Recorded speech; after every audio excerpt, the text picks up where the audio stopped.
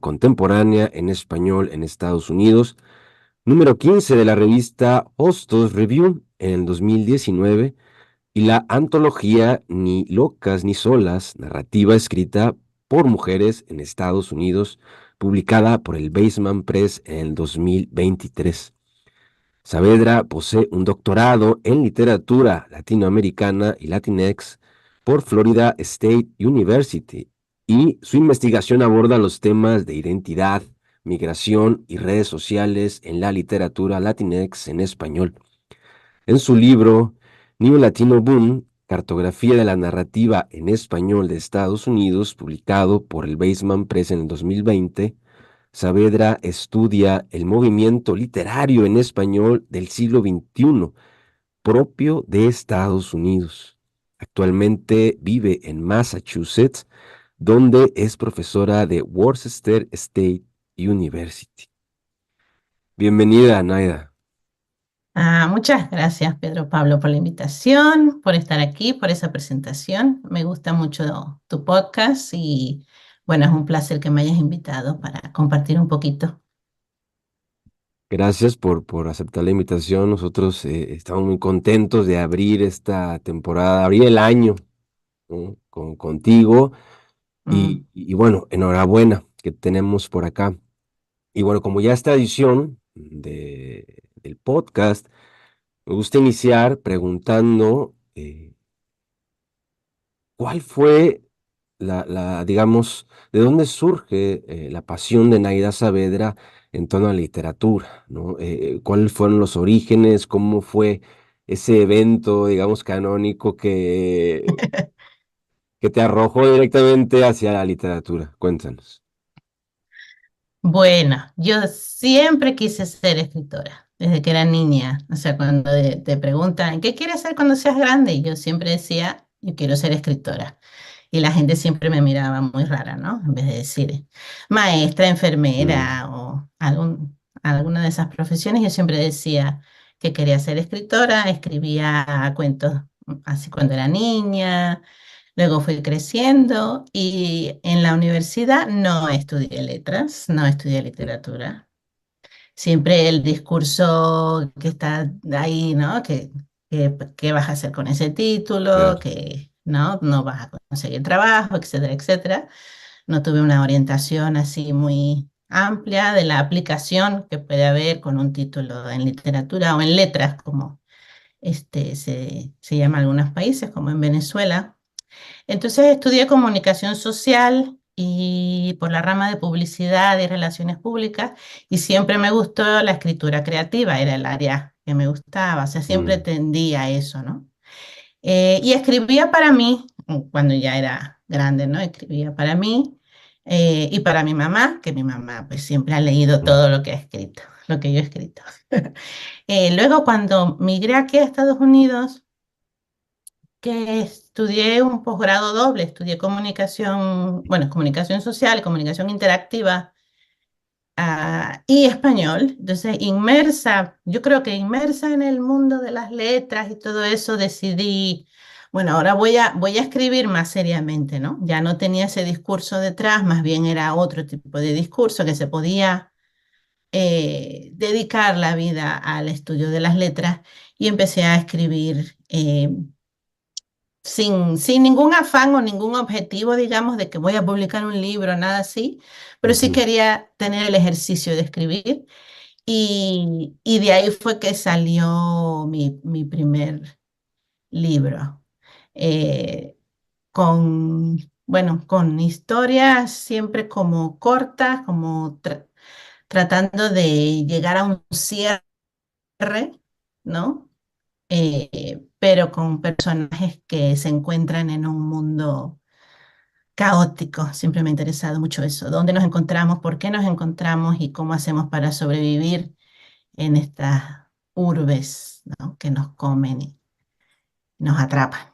Y bueno, por ahí. Así que bueno, estoy contenta que aquel sueño que yo tenía de que era niña lo he logrado, Ya, ha logrado florecer. ya, sí, parece ser que en el campo de las humanidades, el campo de las artes, siempre, de alguna forma, nos obliga como a dar muchos rodeos, ¿no? y nos eh, tenemos, claro, por la exigencia, como lo comentas, ¿no? La exigencia de la expectativa, lo social, lo laboral, las salidas, qué vas a ujú. hacer, te vas a morir de hambre, todo esto que ya está como Sí. muy, muy es algo que está ahí, ¿no? En nuestra cultura, sobre todo latinoamericana. Ujú. Sin embargo, me parece a mí que esa llamita como que va madurando, ¿no? Con el tiempo. Claro, exactamente, ¿no? Y llega un punto en que, que decides, ¿no? Esto es lo que quiero hacer, también con ese porcentaje de madurez que te lleva Claro, como a planificar un poquito más, ¿no? ya. Y así fue que llegué. Bien, pues en esa semana estuvimos por ahí pues muy contentos de enterarnos de un reconocimiento que te hicieron por parte de la Librería del Congreso, en donde incluyen tu más reciente investigación en catálogo y felicitarte porque creo que es un logro importante para nuestra comunidad, sobre todo los que de alguna forma estamos involucrados en el ambiente artístico, cultural y literario en nuestra lengua, y Ujú. preguntarte cómo recibiste, dónde te agarró la noticia, cómo fue, cuéntanos. Bueno, no, muchas gracias por las felicitaciones. He estado estos días muy contenta con eso, porque como dices tú, o sea, no es solo un reconocimiento a mi trabajo o a mi esfuerzo en la investigación del Neo-Latino Boom, de la literatura escrita en español en Estados Unidos y publicada en español en Estados Unidos, sino de toda la comunidad, de todos los que escribimos, ¿no? De todas las personas que decidimos escribir en español aquí. Es un reconocimiento a eso, porque estamos generalmente en el margen, ¿no? Del discurso, en el margen del análisis, en el margen de la difusión, de la distribución. Siempre hay tantos obstáculos y retos para poder llegar al público en general, a los lectores, y estar dentro del catálogo de la biblioteca oficial más importante del país.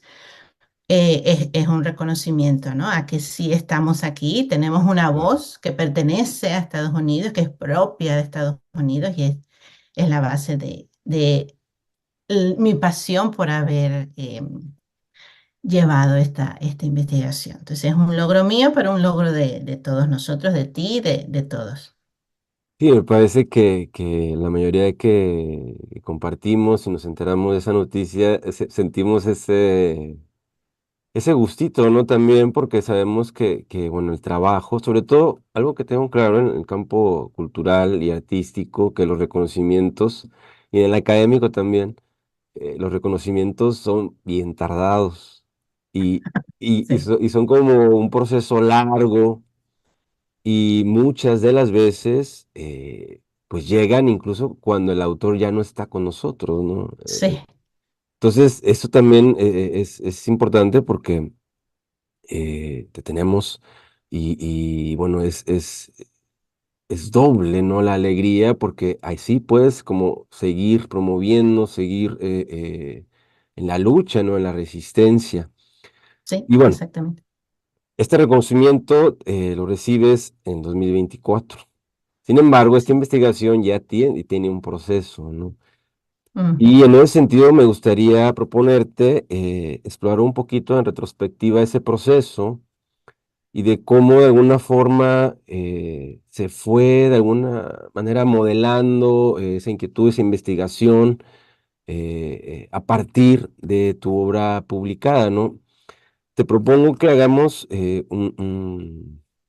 secciones de ujú. tu obra. En primer bloque quisiera que nos hablaras un poquito de manera general de tus obras, la que se titula Vos no viste que yo no lloré por vos, Hábitat y Última Inocencia. De alguna forma nos pudieras como englobar, digamos, establecer como un hilo conductor. Sí, cómo no. Ujú, Mira, es muy, bueno, a mí me parece muy interesante, ¿no? Cómo se dan estos procesos, ¿no? ujú, Mi primer libro, pues no viste que no lloré por vos, efectivamente, se publicó en 2009 van a ser 15 años, en Venezuela. Es el primer y el único libro que he publicado en Venezuela. En ese momento estaba aquí, yo, o sea, en Estados Unidos, estaba estudiando en la universidad, el posgrado, y tenía imposibilidad de salir, no podía salir del país por mi estatus migratorio y todo eso, ¿no? Entonces, bueno, yo, como te dije, quería escribir sin ningún afán de buscar dónde publicar, solo quería hacerlo, saqué esa historia que algunos dicen que es una noveleta, ¿no? Una novela mm, corta o un cuento largo, ¿no? No se podía como publicar en una revista, por ejemplo, es muy largo, pero tampoco es ok, para un libro solo, porque es muy corto. Bueno, total que mi mamá, como te digo, que lee todo, ujú, estaba en Venezuela, en Maracaibo, y me dice, mira, salió por el periódico un concurso de una editorial, y si mandas tu cuento y yo, bueno, pues a ver, entonces ella y mi hermano hicieron todo el trámite porque yo estaba aquí, no podía salir, había que llevarlo en papel a una oficina muy claro, pequeñita, todo eso.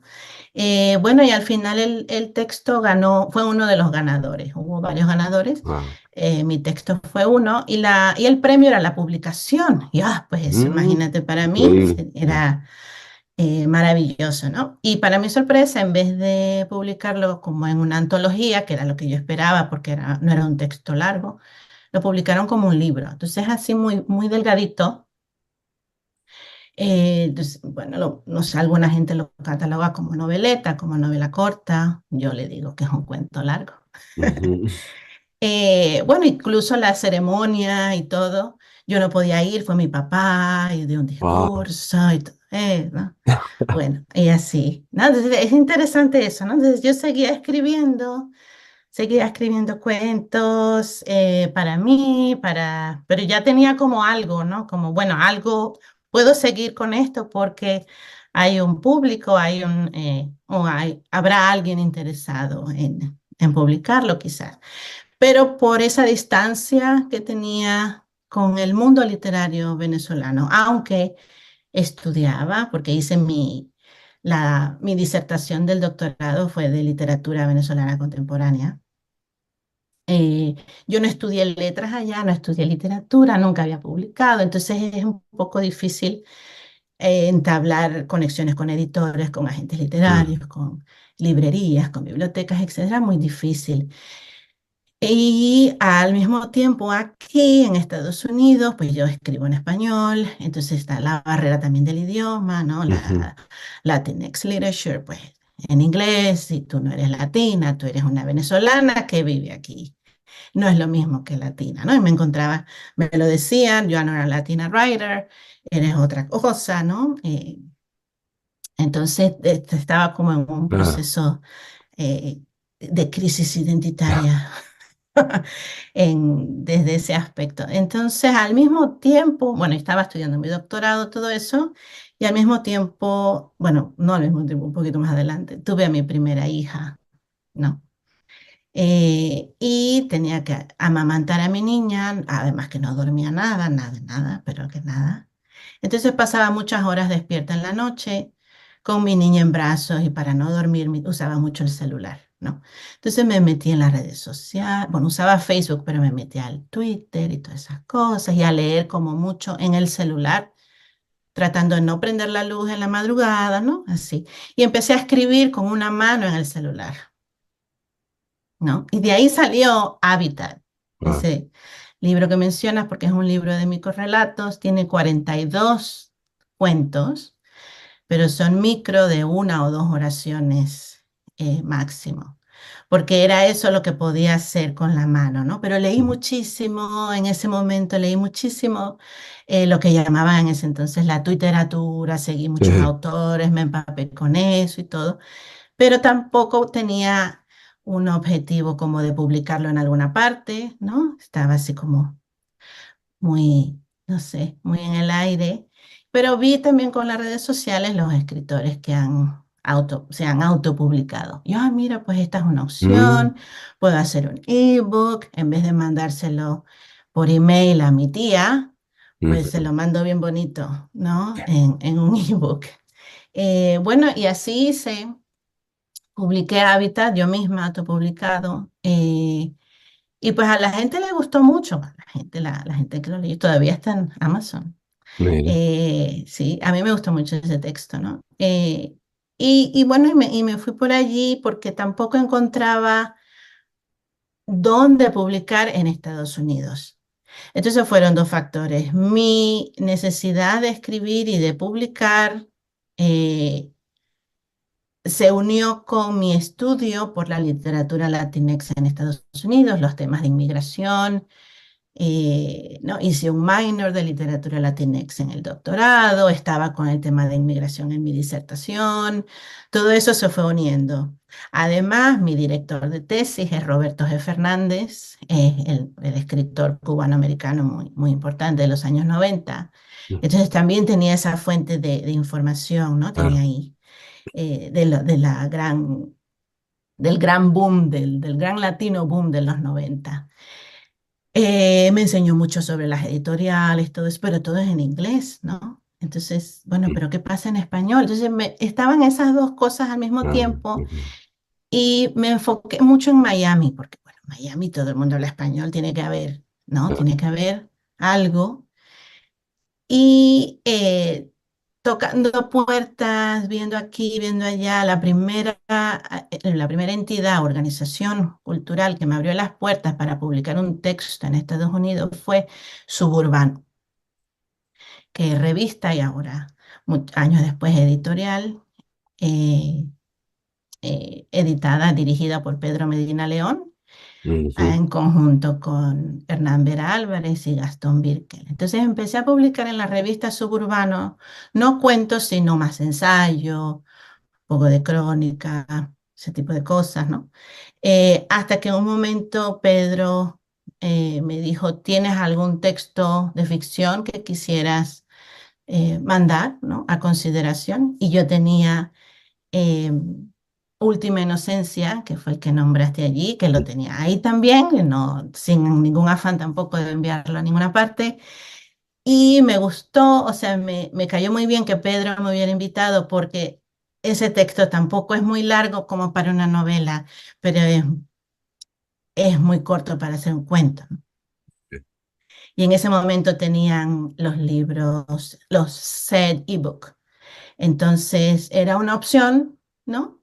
Para intentar ver qué tal salía y pues lo envié y ellos publicaron ese texto, Última Inocencia. Última inocencia. Sí, y es un texto interesante también, es un texto de un hombre en Venezuela que se encuentra en una disputa por su amor por el presidente, o sea, el que lleva el régimen eh, opresivo en Venezuela Ok. y todo lo que está alrededor, ¿no? Qué fascinante es escuchar el proceso, ¿no? Porque Sí. creo que la literatura tiene esos vínculos, ¿no? Supongo que cualquier oficio tendrá también ese tipo de vinculación eh, directa con la vida. Ujú, Sin embargo, creo que la literatura está ahí, ¿no? Como que pasa por ahí, lo acabas de mencionar en esta cuestión de desde que tu mamá hace todos los trámites para el concurso, luego con tu hija y toda esta vinculación bien cercana a lo nuestro, ¿no? A lo que tiene que ver con nuestra familia, con nuestra cotidianidad, ujú. en definitiva con lo que somos, ¿no? Y bueno, para que nos sigas contando este proceso, para seguir la línea, Sí, otras dos obras. En esta tierra maldita, Bestier y otras miserias. Cuéntanos. Vestir y otras miserias es uno solo, sí. ¿verdad? Ujú. Sí, es un libro de cuentos. Ok, Y ahora te cuento del título, porque se llama así. sí, por favor. Bueno, en esta tierra maldita fue junto con Habitat, fue el mismo año incluso, en el que yo estaba buscando, ¿no? Dónde poder publicar, viendo, tocando puertas y todo eso, y decidí también autopublicarlo. Entonces lo edité yo y está disponible. Este está disponible en papel también. Después mm, vi que se podía publicar en papel también. mm, Entonces, y al mismo tiempo, no quiero ser repetitiva, pero no es ni tan largo ni tan corto, ¿no? Y ese cuento es es muy maracucho, o sea, de Maracaibo, ¿no? ah, Y eso ok, también se va a ver después en mi obra, así es como va cambiando eso. Yo quería, bueno, siempre me pasa que quiero experimentar con la técnica, me gusta mucho en mi en mi persona de crítica, me gusta mucho analizar la técnica de los autores. mm, Y como escritora, a mí me gusta como ponerme retos a mí misma, ¿no? Y ver qué pasa si escribo de esta forma, si hago un narrador en primera persona, en segunda persona, en tercera persona, ¿no? O sea que me gusta mucho explorar. Entonces, en ese este, texto yo quería que el personaje principal escuchara muchas conversaciones y que de allí surgiera el desarrollo de la obra, como chismes o como mm, espiando, pero entonces después se me ocurrió, ¿y qué tal si hago un taxista? Y viene montado en el taxi, entonces va a ah, ir escuchando todas estas, ¿no? Conversaciones. Bueno, y Maracaibo, mi ciudad es muy calurosa, o sea, hay verano todo el año, ¿no? Es Caribe, pero hace muchísimo calor. Y el sol es muy bajo. O sea, el eslogan de la ciudad es la tierra del sol amada, ¿no? Y todos mm, los logos tienen las casitas con un sol gigante así, ok. muy incandescente. Entonces, si cuando tú estás manejando en el carro, el sol, o sea, ¿cómo se llama lo que te tapa el sol en el tapasol? En el Sí, carro esto, no cubre no sé cómo se llama, pero sí, es como esto. Sí, sí. eso, no cubre el sol. O sea, siempre estás con los ojos encandilados, un poco difícil manejar, ¿no?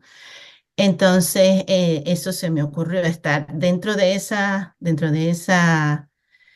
de ese ambiente que gira en torno al sol, ¿no? En Mm, un carro con mucho calor, sin aire acondicionado, porque te cuesta muy caro repararlo, etcétera, y ah, escuchando todas estas conversaciones. Y de ahí sale eh, en esta tierra maldita, maldita por todo esto, ¿no? Además, porque era un taxista, bueno, no quiero dar tantos spoilers, pero un taxista que años atrás no era taxista, era una persona muy famosa en Venezuela, mm, reconocida no solo en Venezuela, sino internacionalmente. Y por algo que ocurrió tuvo que esconderse. Entonces se qué escondió triste. detrás del volante. Ya. Y bueno, así surgió esa y entonces era en el mismo contexto de la autopublicación, de intentar, ¿no? Creo que fue un poquito antes de Última Inocencia que publicó Suburbano. Al mismo tiempo, bueno, como estaba en la universidad, en la academia, tenía un poco de acceso a información sobre revistas académicas, pero Mm, en las revistas académicas, bueno, no se publican cuentos, no, no, ujú, es otro tipo de escritura, pero la revista Letras Femeninas, una revista de estudios de género y sexualidad, tiene una sección donde invita a publicar cuentos y poemas, algunos ensayos personales también, o sea, además de artículos académicos. Y yo digo, ¡ay, mira! O sea, es de Estados Unidos, voy a mandar un texto. Pues, a ver, entonces yo mandé un cuento titulado Vestir, Vestir mm, solo. Lo envié y ganó un premio. Entonces ya era el segundo premio que había ganado, uno en Venezuela y uno aquí. Entonces eso me motivó mucho. claro. No, me motivó mucho. Entonces, después de eso, después de haber publicado con Suburbano, de haber publicado yo misma, ¿no? Yo dije, bueno, ahora, y como estaba en esa, no problema, pero en esa cosa de la longitud de los textos, ¿no? Yo dije, quiero publicar un libro de cuentos, ¿no? Que la gente, cuento número uno, y se Ah, acabó. Y luego el segundo cuento, y se acabó. Y dije, y el cuento Bestier me gusta mucho. Era el cuento Bestier es de una abuela que tiene un vestier porque es costurera y van las mujeres a su casa a medirse la ropa que le hace, ¿no? mm, Entonces vive con su nieta o sea, su nieta no tiene mamá, no tiene papá, vive con su abuela y es la perspectiva, cómo cambia la perspectiva de la abuela y de la nieta, hasta que al final, pues, se descubre algo que no voy a decir, pero que sorprende un poco, ¿no? Que creo que no. Mm, Siempre la gente me dice, oh, wow, al final que no me esperaba esto.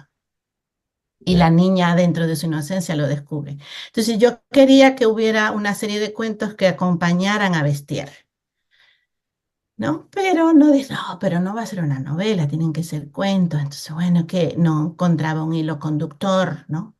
Como que se va a aparecer, bueno, pero empecé a escribir y salió el título Bestiario y otras miserias, porque cada uno de los personajes de los cuentos está inmerso en algún tipo de miseria. No tiene que ser una miseria económica, ¿no? Mm, Sino en tocar fondo de alguna forma. Algunos son muy retorcidos, o hay un par pervertidos un poco, ¿no? O estar totalmente atrapados dentro de una rutina de la que no pueden salir. O sea, por ejemplo, hay un cuento de un hombre que se enamora de una bebé de 9 meses, ¿no? Hay otro cuento de una esteticista mm, eh, que se excita si los clientes, o sea, con los clientes que tengan más acné. Mientras más acné tengan, ok, ok, ok, más ok, excitada se pone, ¿no? ok. Y bueno, así se, se creó como un universo en una ciudad que puede ser Chicago, que puede ser Maracaibo, que puede ser, ¿no? Miami, ¿no? En este tipo de ciudades donde vamos a encontrar de todo. Y entonces así surgió ese libro y por eso le puse ese título en vez de Bestier y otros cuentos. Es Bestier y Otras otras miserias. miserias. Sí, pero todavía eso fue, bueno, en 2013, 2014, se publicó en 2015 y fue en España, con la editorial Verbum que tú mencionaste. Todavía no encontraba como abrir otra puerta para una publicación en papel. Suburbano todavía no publicaba en papel, era en ebook. Y bueno, y lo mandé a varias partes. Y en la editorial Verbum le abrieron las puertas, me trataron siempre muy bien desde el principio, les gustó mucho. Se publicó con una edición muy pulcra, muy bonita, muy linda, pero seguía mi imposibilidad de salir. Yo nunca pude ir a España a Ya, presentar. Fueron a la Feria del Libro en Madrid. Tengo primos en Madrid, bueno, tengo primos en todas partes del mundo, de Venezuela, ¿no? Entonces mi tía fue allá a la feria de ya, Madrid y se tomó una foto con el libro, ¿no? Y ya. así, entonces es difícil estar lejos de la editorial, estar lejos del movimiento, ¿no? Y yo seguía, aunque estoy muy agradecida con la editorial, siempre seguía con las ganas o la necesidad de publicar aquí, ya no en Venezuela, ya no tenía no sé, la necesidad imperiosa de publicar en Venezuela, ahora quería publicar aquí. Y por ahí estamos en ese año. Y por ahí va el año y sigue el proceso. Sí, Quisiera preguntar, me llamó la atención este personaje del taxista, que me parece a mí que también está como que en cierta miseria, y sí. preguntarte un poquito acerca del lenguaje de ese libro, ¿no? O sea, ¿manejas un lenguaje muy de Venezuela o háblanos un poquito cómo lo abordas, ¿no? Sí, bueno, fíjate que, bueno, el primer libro, por ejemplo, ya el título, ¿no? Usamos el voceo en Mm, Maracaibo. Seguí siempre con un lenguaje muy, muy propio de la ciudad, no solo, no de Venezuela, sino de Maracaibo, mm, que además es. Primero, no es el acento venezolano que se conoce como en las telenovelas, ¿no? ya, Así, ¿no? Sin embargo, dentro de Venezuela, y si conoces a gente de Maracaibo, wow, eres de Maracaibo, ¿no? Es un acento muy característico, eh, pues puede ser un poco con volumen alto, ¿no? Escandaloso. ya. Pero además se usa el vos pero con la conjugación del vosotros, ¿no? O sea, no es ok, el vos del sur de ok, Argentina, de ok, ok. Uruguay, ni es de Centroamérica, es otro voceo. Es muy característico. Y además tiene la influencia del Caribe, de aspirar las S al final, ¿no? Y Sí, un poco de cambiar la R por la L. Entonces hay una mezcla allí que me encanta. Y yo, fue uno de los ejercicios también que hice, que yo quería que se oyera. O sea, que tú lo leyeras y tú claro, claro. oyeras, ¿no? Que era una persona de allí. Entonces, en los primeros textos, yo creo que ahorita podría decir en la mitad de mi obra hasta ahora, el acento de los personajes es maracucho, Mira, ¿no? Y el, se el, antoja muchísimo leerlo. A mí me sí, fascina mucho ese tipo de experimentación y de propuesta, ¿no? Que se sí. escuche el texto, ¿no? O sea, que tú puedas de alguna forma intuir, ¿no? Ese sonido característico. Ujú. Y bien, vamos continuando con este proceso, pues vamos cerrando con las dos últimas publicaciones, las más recientes, Desordenadas y New Latino Boom. Sí. Seguimos, cuéntanos. Bueno, con Desordenadas, ese libro, no lo pensé como Bestiario y otras miserias, ¿no? Que yo dije, quiero escribir cuentos que estén Mm, en un libro y que vayan juntos. Desordenadas, no. Son cuentos que yo he escrito en un periodo como de más de 10 años, como 12 años, ¿no? Que te dije que seguía escribiendo sin un afán de publicar, un poco ujú, para mí. Había publicado algunos en algunas revistas, ya tenía un poco más de acceso, conocí también la movida en Nueva York, la movida en Chicago, ¿no? Y empecé a enviar algunos textos y otros eran inéditos, ¿no? Y yo, bueno, y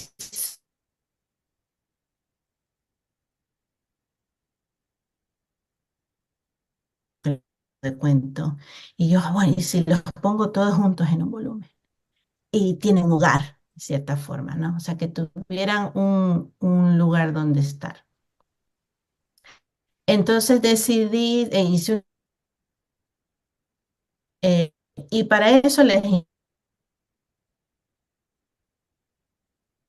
porque me mudé a Estados Unidos por cuestión de trabajo, cuando lo había escrito dentro de mi escritura. Entonces, para volver al primer texto, vos no viste que No lloré por vos, la editorial que lo publicó fue El perro y la rana mm, en Venezuela, que es una editorial adscrita al Ministerio de Cultura del gobierno, ¿no? ok, Entonces, mi libro, por mi postura política, pues estoy en contra del régimen, entonces ese libro no se puede encontrar en ninguna parte. Y como no es tan largo, yo dije, yo quiero publicarlo en Estados Unidos. mm, Así que vos no viste que No lloré por vos, está dentro de Desordenadas. ok, Es el último texto ok, dentro de Desordenadas, sí.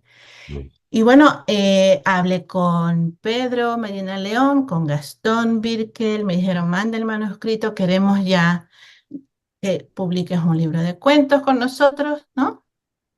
Y Pedro había leído Pues no viste y me dijo, ¿por qué no hacemos esto?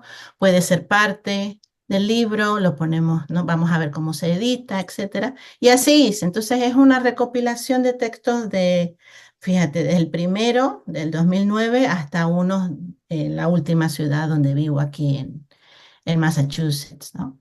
Entonces se ve, digo yo que no hay una conexión, pero alguna gente dice, mm, no sé, pero hay, creo que una transformación en el lenguaje, ¿verdad? En la forma de hablar de los personajes, en los temas que trato.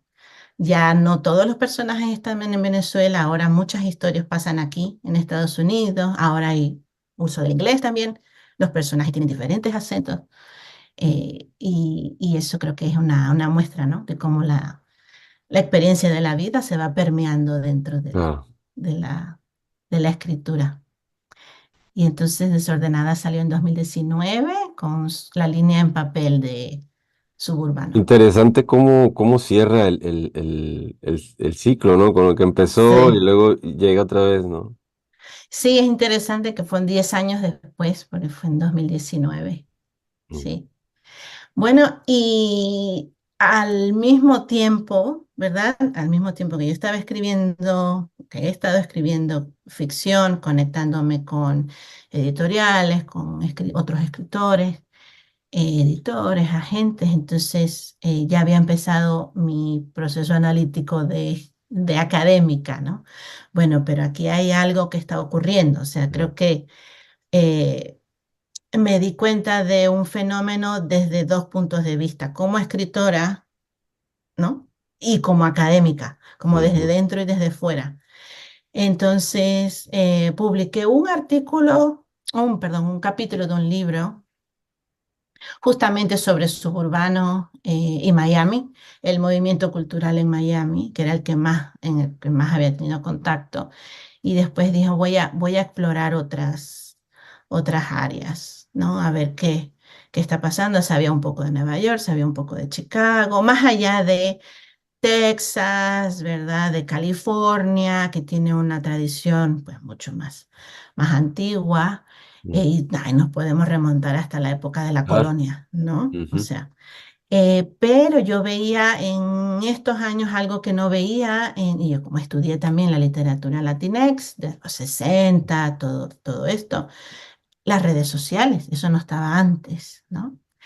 El print on demand, o sea, de imprimir los libros bajo demanda.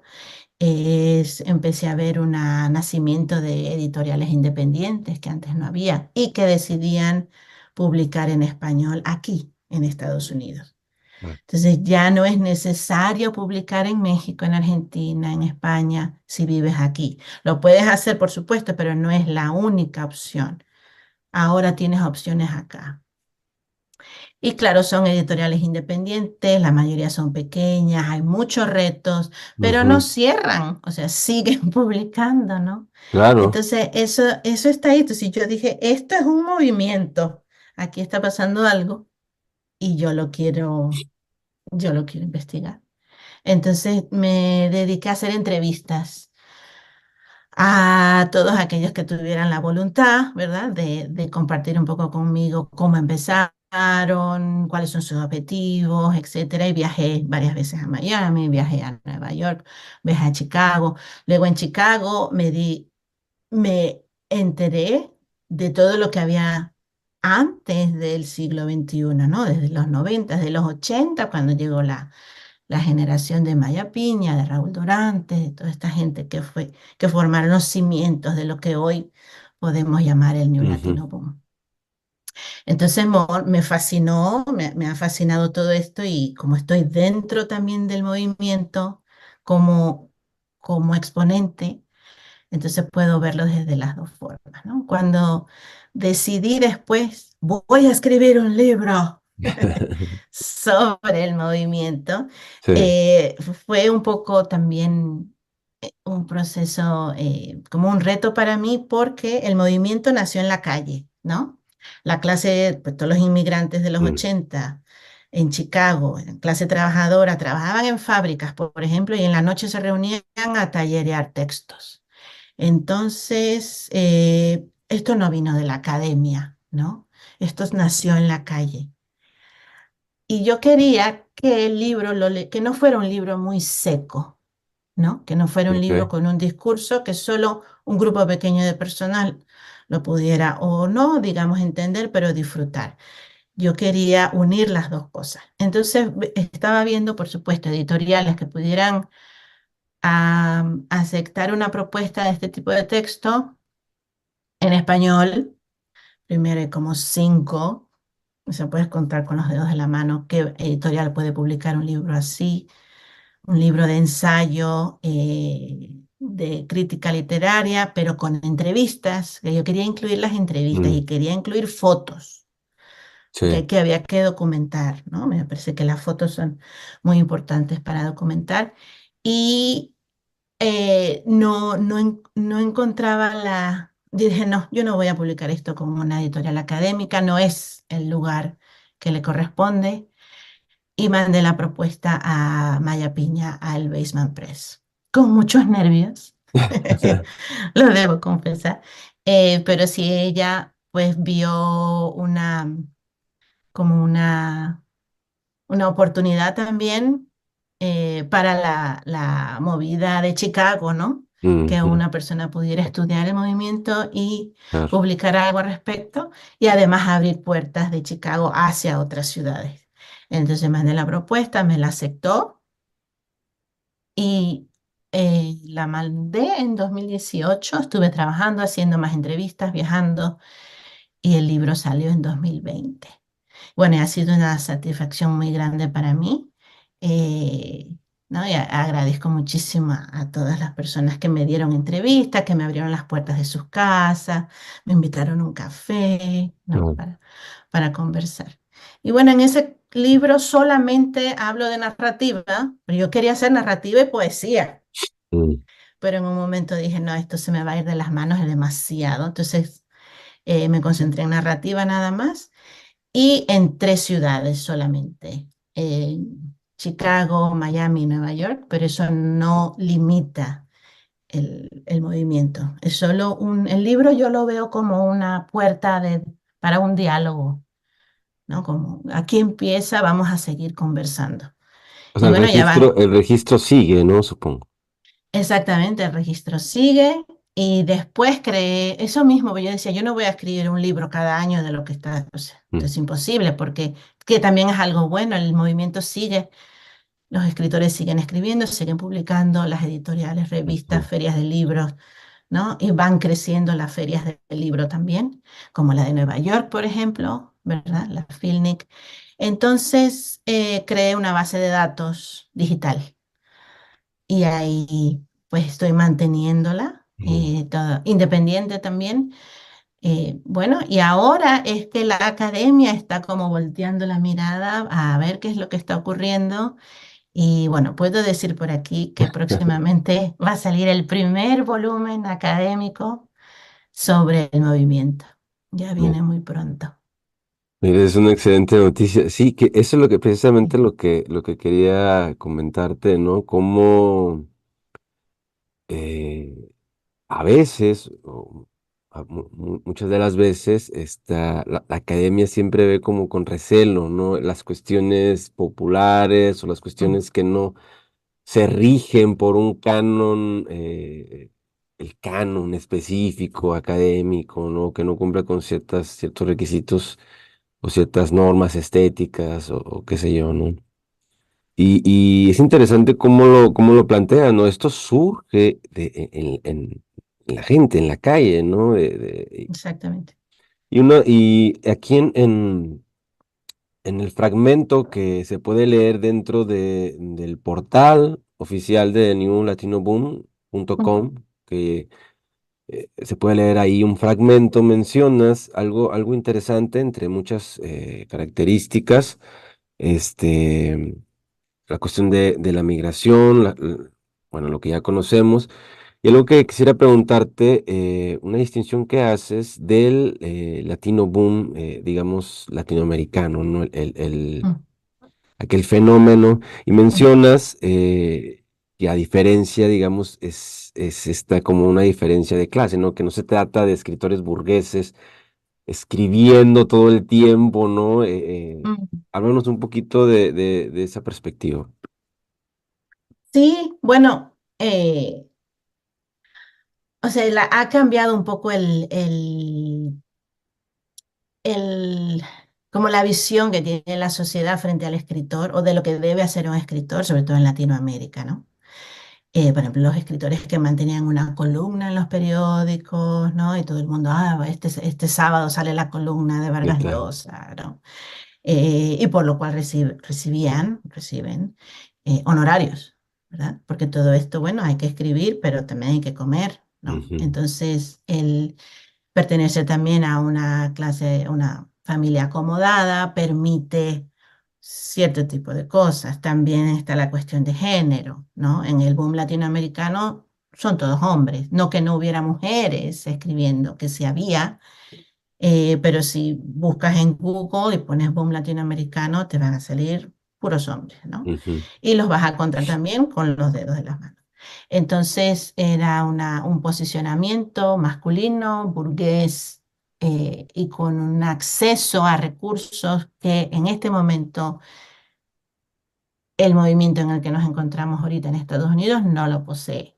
Y si vamos a los inicios, a los finales de los 80 y principios de los 90, con la generación del 92, en Chicago, que comenzó a publicar la revista Fe de Ratas, que fue la primera en español, los esfuerzos económicos eran gigantescos, o sea, tenían que de su mismo bolsillo publicar en papel a un solo color, ellos mismos iban a los puestos de periódicos, ¿no? Tratando ujú. de hacer las cosas, hay una diferencia abismal. Entonces la producción, por supuesto, es más baja. Quizás el concepto de la novela de 300 páginas también ha cambiado un poco, ¿no? La temática también. Entonces se marca una diferencia muy grande. Y el papel de la mujer en el New Latino Boom es imprescindible y si no estuviera la mujer no hubiera New Latino Boom, ¿no? Hay mujeres en puestos de dirección, de edición, Ah, directoras de ferias de libros, etcétera, que durante el boom latinoamericano no era posible. Otra cosa que diferencia es el otorgamiento de premios, ¿verdad? O sea, las mm, obras del New Latino Boom, las icónicas, es que recibieron el premio Six Barral de España. Y claro, ¿quién determinaba la importancia de la obra? Una organización en España. Es un poco más colonial, ¿no? Seguimos con ujú. esa mirada a España como norte, ¿verdad? Y el New Latino Boom no está totalmente desligada de esa visión. Es el trabajo de cada persona que quiere escribir y decir algo de su experiencia, eh, tanto en Estados Unidos como inmigrante o su experiencia de vida, básicamente. Así que sí, y bueno, y es fascinante que podamos estudiar el movimiento estando vivos, ¿no? Porque el boom latinoamericano, entonces lo estudiamos a distancia. Y podemos hablar con los escritores, podemos seguir su obra, Claro. ir a verlos en persona, a ver qué están diciendo. Sí, no, Así que es fue algo, fascinante. ajá, fue algo que se vivió ahora en la pasada Feria del Libro. Sí, Claro, este tipo de encuentros bien interesante y bien fructífero, donde se puede sentir, se puede ser parte, no se siente la comunidad y se siente, bueno, todo el trabajo, las editoriales, autores, autoras, las mesas de diálogo y demás. Me parece que es un movimiento que está vivo, ¿no? exacto. Ujú. Y también mencionabas otra de las cuestiones, bueno, empezamos siglo XXI, primera década, segunda década, y bueno, estamos ya en los primeros años de la tercera década, ¿no? Sí, Si tú pudieras, de alguna manera, alcanzas a leer cierto, ahora sí, volviendo al proceso, alcanzas a leer cierto proceso, cierto avance, ¿cómo ves esta perspectiva, ¿no? En esta, digamos, tercera época, tercera década. del, Ujú. del movimiento, ¿quieres decir? Sí, del movimiento, ajá. Sí, bueno, yo estaba, o sea, en la década pasada, Eh, mientras estaba escribiendo y estaba haciendo la investigación y eso siempre decía, bueno, se va a acabar la segunda década. Yo creo que va a seguir el movimiento, era lo que yo auguraba y es lo que está ocurriendo, ¿no? Yo veo un crecimiento en relación a la difusión de las obras y a la discusión sobre la producción literaria. mm, Eh, o sea, hay más espacio en las ferias. Libros, por ejemplo, hay un espacio más grande en la feria de Miami, ¿no? Se han creado otras ferias. La Filnic, por ejemplo, que va en su cuarta o quinta edición, la última edición que fue en noviembre, fueron más días, más eh, panelistas, más discusión, ¿no? O sea, hay más apoyo y veo que no veía hace unos 5 años más apoyo de instituciones, tanto de universidades, va poco, pero no, no pasaba antes, como de, por ejemplo, bibliotecas y agentes culturales que no veía antes. Entonces creo que, bueno, todo movimiento en algún momento se acaba, ¿no? Porque entonces ya no es un movimiento, ya es una, no sé, ¿cómo se le puede llamar? Se va Eh, haciendo institución o algo así, no sé. Sí, se hace institución, entonces quizás la explosión de esto, pues yo la veo en la segunda década del siglo, ¿no? Que fue cuando surgieron las editoriales, ¿verdad? Se crearon más premios, se empezó a hacer una colaboración que antes no se hacía, por ejemplo, escribir prólogos, escribir blurbs, presentar libros de escritores de otras ciudades, editar en conjunto. La figura de la antología también surgió como un emblema del movimiento, ¿no? Y invitar a escritores de otras ciudades para hablar acerca de un tema. Todo eso creo que ha pasado y se ha afianzado durante la segunda década. Ahora en la tercera, yo creo que se está creciendo en el aspecto de que se abren las puertas a más escritores y que escritores que no sabían que podían, ahora saben que sí pueden. Entonces hay más producción. Sigue el reto de la distribución. Eso no ha cambiado y creo que ahora es un Mm. poco más difícil, después de la pandemia todavía más. La distribución es lo que yo veo más difícil y siempre los editores me lo dicen, pero la producción yo creo que no va a cesar. Y eso es lo bueno, ¿no? Eso es lo que esperamos y bueno, en eso Sí, realmente estamos trabajando, ¿no? Y seguir en pie de lucha, ¿no? Básicamente creo que ese es exacto, el principal impulso, ¿no? Seguir alzando nuestra voz, como lo mencionas, como una manera de resistencia. Y exactamente. quiero cerrar esta conversación precisamente con una frase que me conmovió y me hizo sentir bien, que mencionas, dices, el New Latino Boom está ocurriendo ante nuestros ojos. Vamos a disfrutar. Sí, exactamente. O sea, están ahí, están los, Está los libros, pasando, realmente. está pasando, sí. Eh, o sea, y la dicha que nos puede dar hablar con una escritora, ¿no? Conocer un poco de su obra, cómo la escribió, ir a una presentación, escuchar a una entrevista que hagan, escuchar a los editores, ir a las ferias, estar en el movimiento. O sea, creo que es una cosa que no podemos dejar que pase por ahí, ¿no? Ah, Hay que disfrutarla, sí. hay que Es una disfrutar. dicha, es una dicha que estemos vivos y lo podamos observar. Exactamente, es una dicha estar, claro, vivos, observando y también ha sido una dicha para nosotros poder tenerte en este episodio del podcast. Ha sido una charla maravillosa. En la descripción del podcast voy a incluir tanto el sitio web y el link para que las personas que quieran conocer más de ti, de tu obra o de alguna manera acceder a las publicaciones, pues lo puedan hacer. Y Perfecto, muchas gracias. agradecemos que hayas dado un espacio en tu agenda para conversar con nosotros y felicidades. Estoy encantada, Pedro Pablo. Muchísimas gracias por la invitación y además que me encanta Xochipilli Podcast. Bien, pues esto fue Xochipilli Podcast. Chao.